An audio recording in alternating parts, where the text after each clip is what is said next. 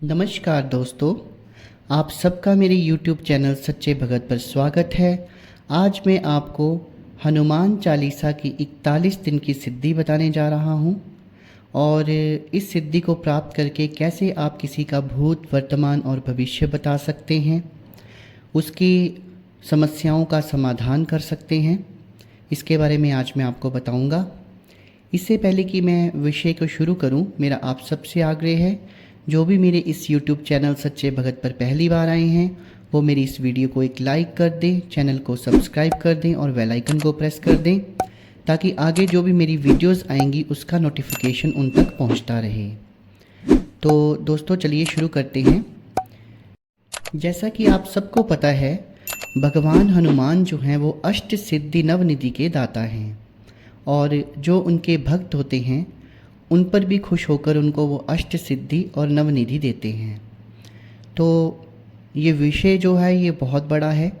आज मैं इस सारे विषय को तो इस वीडियो में नहीं बताऊंगा, पर सिर्फ आज मैं आपको इतना बताऊंगा कि हनुमान चालीसा जो कि भगवान हनुमान को बहुत प्रिय है, उसका क्या कारण है वो भी आपको पता है।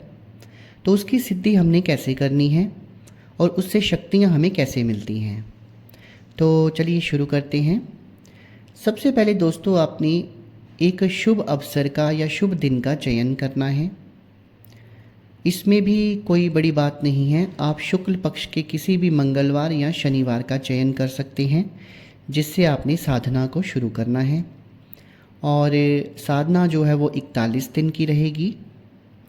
इस साधना में आपने मान लीजिए शनिवार का चयन किया तो वो आपका पहला दिन होगा।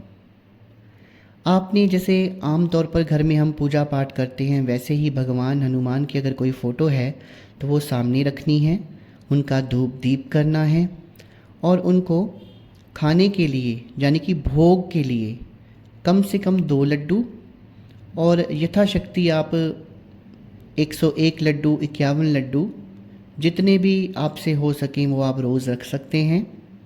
नहीं तो 2 लड्डू तो आपने कम से कम रखने ही हैं। ये उनका भोग प्रसाद हो गया। और फिर आपने करना क्या है कि घर में जो हनुमान चालीसा आमतौर पर हर घर में होती है जो हम पढ़ते हैं, उस हनुमान चालीसा को लेकर आपने हनुमान चालीसा का पाठ करना है। दोस्तों ये पाठ आपने रोज़ 108 बार करना है। ये आप लगातार भी कर सकते हैं ब्रह्म मुहूर्त में उठकर। समय जो है वो ब्रह्म मुहूर्त रहेगा। ब्रह्म मुहूर्त से आपने शुरू करना है और पूरा दिन जो है 108 बार आपने ये पाठ करना है। आप चाहें तो 2-2 घंटे का या 1 घंटे का गैप रख के भी इस पाठ को कर सकते हैं, लेकिन इसकी संख्या जो है वो 108 रहेगी। और दोस्तों जो अंत के 10 पाठ होंगे या 11 पाठ होंगे, आप 11 पाठ रख लीजिए अंत के, उनको करके आपने हवन डालना है। जैसे पूरी हनुमान चालीसा पढ़ के आपने स्वाहा बोलते हुए उसका हवन करना है। ऐसे आप 11 आहुतियाँ रोज़ की दें 11 बार हनुमान चालीसा का पाठ करके। तो ये विधि है। और फिर जब ये विधि पूरी हो जाए तो आप प्रसाद जो है आपने स्वयं खा लेना है और किसी को देना नहीं है इस प्रसाद को, क्योंकि सिद्धि के दौरान वो जो प्रसाद आप रखते हैं भोग प्रसाद, उसको आपने स्वयं ही खाना होता है। अब कुछ बातें हैं जिनका ध्यान रखना है। इस सिद्धि के दौरान दोस्तों आपने ब्रह्मचर्य का पालन करना है। ब्रह्मचर्य के बारे में मैं पहले भी अपनी वीडियोस में बता चुका हूँ कि ब्रह्मचर्य मानसिक ब्रह्मचर्य भी होना चाहिए, सिर्फ शारीरिक ब्रह्मचर्य ही नहीं होना चाहिए। साथ में आपने मांस मदिरा का सेवन बिल्कुल नहीं करना है इन दिनों में। बिल्कुल सात्विक भोजन करना है, सात्विक विचार आपके होने चाहिए और सारा दिन राम राम का पाठ आपने करना है। दोस्तों मैं यहाँ पे हनुमान चालीसा की सिद्धि तो दे रहा हूँ, लेकिन एक चीज़ का आप ध्यान रखिएगा कि ये वही लोग करें जो नियमों में बन सकते हैं, जो नियमों का पालन कर सकते हैं। जो नहीं कर सकते वो हनुमान जी को ऐसे ही नमस्कार करें, उनकी पूजा करें, उनकी सिद्धि की ओर ना जाएं। क्योंकि अगर आप ब्रह्मचर्य का पालन नहीं कर सकते, आप सात्विक भोजन नहीं कर सकते, तो आप ऐसे ही उनका रूटीन में पूजा कीजिए, फिर आप उनकी सिद्धि की तरफ ना जाइए, क्योंकि अगर कुछ भी गलत हुआ तो आप पागल भी हो सकते हैं, आपका अनिष्ट भी हो सकता है। तो हनुमान जी की कोई भी सिद्धि प्राप्त करना इतना आसान नहीं है। अब दोस्तों जब 41 दिन हो जाएंगे तो 41 दिन के बाद हो सकता है कि भगवान हनुमान आपको स्वप्न में दर्शन दें, या वो प्रत्यक्ष दर्शन भी आपको दे सकते हैं एक बाल रूप में या किसी ब्राह्मण के रूप में। तो अगर तो वो आपको प्रत्यक्ष दर्शन देते हैं तो आप उनसे जो भी आपकी इच्छा है उस प्रकार शर्तें कर लीजिए कि हे प्रभु, जब भी मैं आपको बुलाऊं तो आपको आना होगा और मेरी समस्या का समाधान करना होगा। पर ज़्यादातर स्वप्न में दर्शन देते हैं, स्वप्न सिद्धि पहले होती है।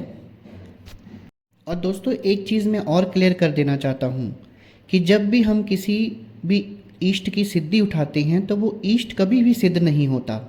भगवान इतने फ्री नहीं हैं, इतने वेले नहीं हैं कि वो अपने काम छोड़ के आपके पास आएंगे और आपके कार्यों को करेंगे। हमेशा हमें उनके गण प्राप्त होते हैं। गणों का मतलब होता है कि कोई व्यक्ति रहा होगा जो उनकी बहुत पूजा पाठ करता होगा, उनका बहुत अच्छा भक्त होगा, फिर उसकी आत्मा जो है वो भी देवलोक में चले जाती है। और जब कोई व्यक्ति किसी इष्ट की बहुत अधिक पूजा करता है तो उसे यही गण प्राप्त होते हैं। ईश्वर जो है वो स्वयं नहीं आते हैं दोस्तों। तो आज जो मैंने वीडियो में आपको जानकारी दी कि कैसे हमने हनुमान चालीसा की सिद्धि करनी है और सिद्धि करके हनुमान जी के गण प्राप्त करने हैं, ताकि हम किसी भी व्यक्ति के भूत, वर्तमान और भविष्य को जान सकें और उसकी जो अध्यात्म से संबंधित समस्याएं हैं उनको दूर कर सकें, उसकी सांसारिक समस्याएं दूर कर सकें और अपने घर की समस्याएं भी दूर कर सकें। अगर आपको मेरी आज की जानकारी अच्छी लगी है तो मेरी वीडियो को एक लाइक ज़रूर कर दीजिएगा, मेरा आपसे निवेदन है। और वीडियो को ज़्यादा से ज़्यादा शेयर कर दीजिएगा ताकि दोस्तों ये जानकारी अधिक से अधिक लोगों तक पहुंच सके। मेरी वीडियो को देखने के लिए बहुत बहुत धन्यवाद। शुभ रात्रि मित्रों।